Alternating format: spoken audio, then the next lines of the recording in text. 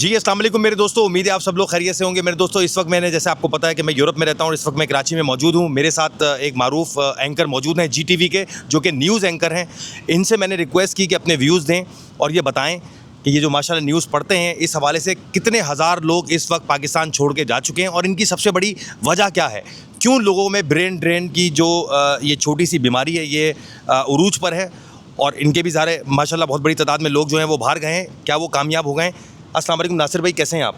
वालेकुम अस्सलाम मुर्तज़ा, मैं ठीक हूँ। और जो सवाल है आपका, ये वो सवाल है कि जो इस वक्त सिर्फ आप नहीं पूछ रहे, हर दूसरा शख्स जो ये बात नोट करता है कि पाकिस्तानी मुल्क से बाहर जा रहे हैं और बड़ी तादाद में जा रहे हैं, वो ये बात पूछता है। कुछ लोग इसको ब्रेन ड्रेन कहते हैं, कुछ लोग इसको इन्फ्लेशन कहते हैं, कुछ लोग इसको हालात कहते हैं, कुछ लोग इसको कुछ कहते हैं। लेकिन स्टैटिस्टिक्स इंटरनेशनल ये हैं कि 2019 से लेके 2024 तक का जो अरसा है, सही 6 साल के अंदर 28 लाख लोगों की स्टैटिस्टिक्स मेरे पास मौजूद है कि जो 28 लाख लोग हैं वो पाकिस्तान छोड़कर गए हैं। अच्छा, इनमें से बहुत सारे लोग ऐसे हैं मुर्तज़ा जिनसे मेरी बात हुई है पाकिस्तान से जाने से पहले। सही तरीक़े वो क्या इस्तेमाल कर रहे हैं तो बात की बात है, लेकिन मैंने उनसे पूछा क्यों जा रहे हैं, क्या बहुत सा पैसा कमाना है या आपको क्या चाहिए? तो वो कहते हैं यार सिर्फ बुनियादी ज़रूरतें पूरी हो जाएँ। यानी क्या चाहिए उनको कि बिजली आ रही हो, गैस मिल रही हो, सड़कें साफ़ सुथरी मिलें, टूटी हुई ना मिलें, घर से बाहर निकलते हुए खौफ नहीं हो, स्नैचिंग का, बच्चों की तालीम अच्छी हो जाए, बच्चों को घर से बाहर भेजते हुए खौफ ना आ रहा हो, इस किस्म के मामला गटर ना उबल रहे हों। वो कहते हैं बेसिक ज़िंदगी के लिए लोग पाकिस्तान छोड़ रहे हैं, लग्जरी के लिए नहीं छोड़ रहे, जिंदा रहने के लिए छोड़ रहे हैं। ज़िंदा रहने के लिए छोड़ रहे हैं, लग्जरी के लिए नहीं छोड़ रहे। तो ब्रेन ड्रेन कुछ लोगों को ऐसा लगता है, क्योंकि अगर इंजीनियर्स, डॉक्टर्स, प्रोफेसर्स पाकिस्तान छोड़ते हैं, that's called as brain drain, कि आपका पढ़ा लिखा तबका जो है वो मुल्क छोड़ गया।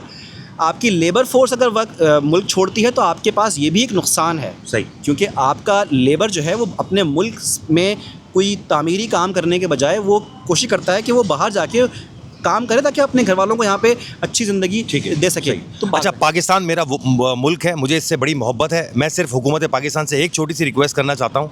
हो ये रहा है कि चूँकि मैं यूरोप में रहता हूँ, तो ये जिस तरह इंग्लैंड हो गया, जर्मनी हो गया, फ्रांस हो गया, ये पूरा शेंजन, अमेरिका हो गया, कनाडा हो गया, यहाँ पे क्या एक पॉलिसी है कि अगर आप स्किल वर्कर हैं, अगर आप डॉक्टर्स हैं, अगर आप इंजीनियर्स हैं, तो ये आपको रेजिडेंस वीज़ा दे रहे हैं ये यूरोप के मुल्क।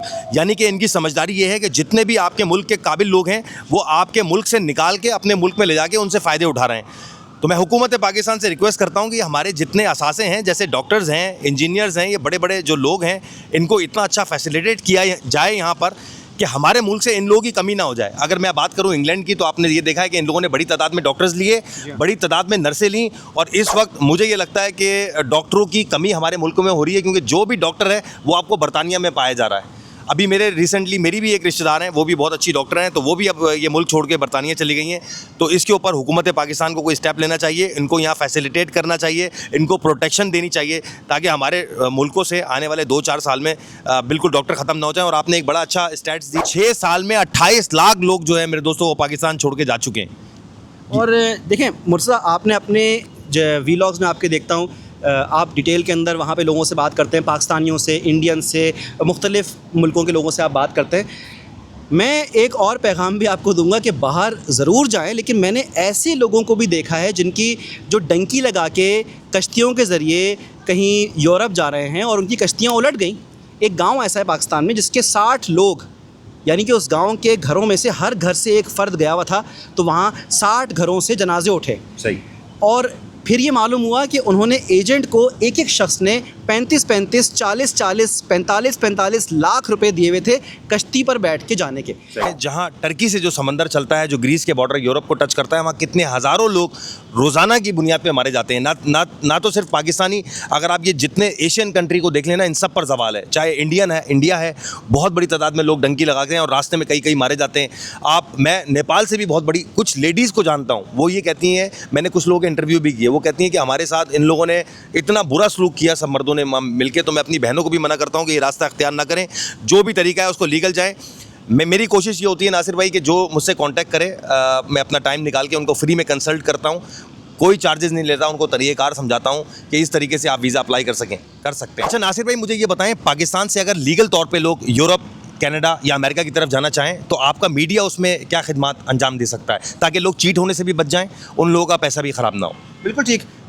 इनफैक्ट बहुत अच्छा सवाल है ये, वो रिवायती बात नहीं कर रहा कि अच्छा सवाल है, ये एक्चुअली इम्पॉर्टेंट सवाल है। इससे आपकी जान बच सकती है, आपका पैसा बच सकता है। मीडिया ये कर सकता है कि अगर मीडिया चाहे तो ऐसे जितने भी एजेंट्स या कंसल्टेंट्स या इमिग्रेशन लॉ फर्म्स बैठी हुई हैं कि जो लोगों को ये बताते हैं कि जी हम आपको भिजवाएंगे, इमिग्रेशन करवाएंगे, स्टूडेंट वीज़ा दिलवाएंगे या जो भी करवाएंगे, आप उनके बारे में जानकारी ले सकते हैं। मीडिया उनकी जांच पड़ताल कर सकता है क्योंकि मीडिया के पास रिपोर्टर्स भी हैं, पुलिस के लिंक्स भी हैं, लीगल लिंक्स भी हैं। तो मीडिया वेरीफाई कर सकता है कि ये लोग असली हैं या नकली हैं।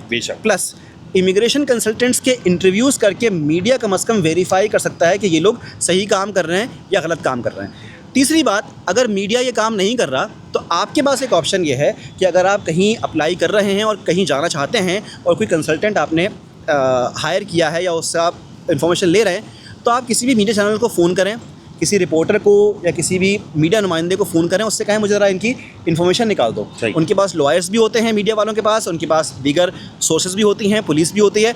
तो पहले जांच लें, पूरा जानकारी पूरी ले लें, वो लोग असली हैं, नकली हैं, कैसे नहीं हैं। उसके बाद में अपना पैसा फूकें ताकि वो पैसा फूकने के बाद में आपको कुछ दे भी सके। ये बताइए कि वोकेशनल कोर्स आम अल्फाज के अंदर समझाइए कि वो क्या होता है। देखिए, वोकेशनल कोर्स पुर्तगाल में रेजिडेंसी लोगों को मिल जाती है, ठीक है, और उसका तरीक़ाकार ये है कि आपके पास शेंजन वीज़ा होना चाहिए वैलिड, और उस वीज़े के अंदर ही आपने पोर्चुगल में लैंड किया हो। अच्छा, अब कुछ लोग, जैसे आपने बताया कि कुछ लोग यहाँ पे क्या कर रहे हैं कि यहाँ से ही वो कंसल्टेंसी दे रहे हैं और लोगों के पाकिस्तान में रहते हुए वोकेशनल कोर्स में एडमिशन करा के वीज़ा अप्लाई कर रहे हैं, जबकि ये कानून है ही नहीं और वीज़े उनके रिफ्यूज़ हो रहे हैं। तो मेरे दोस्तों, किसी भी ऐसी प्रॉब्लम में मत फंस जाएं, अपने पैसे मत ज़ाया कर लें जब तक आपके पास कंप्लीट इन्फॉर्मेशन ना हो। अच्छा नासिर भाई, चूँकि माशाल्लाह आप न्यूज़ एंकर हैं, न्यूज़ें पढ़ते रहते हैं, तो मुझे चांस मिला है आपसे बात करने के लिए। मुझे ये बताएं कि यहाँ पे हर कोई बाहर भागना चाह रहा है, क्योंकि मेरे पास यूट्यूब चैनल है, हर आदमी मुझे जो है वो मेरी उससे बात हो रही है। हर आदमी, चाहे वो बिजनेसमैन हो, चाहे वो यहाँ का स्वीपर हो, वो चाहता है किसी तरह बाहर निकल जाए। सही है। तो इसके अलावा आप औरतों में, लड़कियों में क्या रुझान देख रहे हैं? वो स्टूडेंट वीज़ा अप्लाई करके यहाँ से निकल लेंगे, बहुत बड़ी तादाद में अकेली लड़की भी जा रही है अब तो माशाल्लाह। मुर्तज़ा, ये बात थोड़ी सी कड़वी है, अगर आप मुझे अलाउ करें तो मैं बिल्कुल ये बात कह दूंगा। मर्द निकल रहे हैं, मर्द जा रहे हैं, मुख्तलिफ वीज़ों के ज़रिए जा रहे हैं, लीगल जा रहे हैं, इमिग्रेशन लेके जा रहे हैं, स्टूडेंट वीज़ास पर जा रहे हैं, लेकिन ख़वातीन का कोई तस्करा नहीं करता है। वो बहुत सारे केसेस यहाँ पर NGOs जानती हैं, और एक बहुत बड़ी NGO के सरबराह हैं, उसके ओनर हैं, उन्होंने मुझको बाकायदा फ़ाइलें दिखाई हैं कि उनके पास भरी हुई हैं। मैरिड ख़वातीन ने एक तरीक़ा अपना रखा है यहाँ पर।